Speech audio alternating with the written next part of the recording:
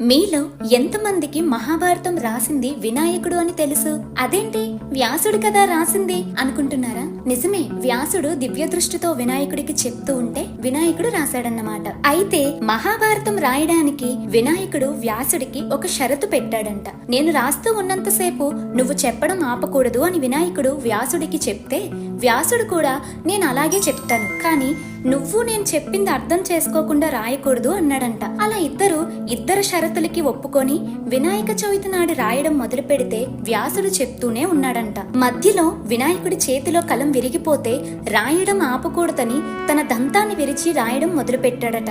అలా వినాయకుడు ఏకదంతుడయ్యాడు. 11 రోజులు ఆగకుండా రాసిన తర్వాత మహాభారతం పూర్తయ్యేసరికి రాస్తూనే ఉన్న వినాయకుడిలోంచి పొగలు రావడం చూసిన వ్యాసుడు వినాయకుడిని నదిలో ముంచాడని, ఆ రోజే గణేష్ నిమజ్జనం జరుపుకుంటారని అంటారు.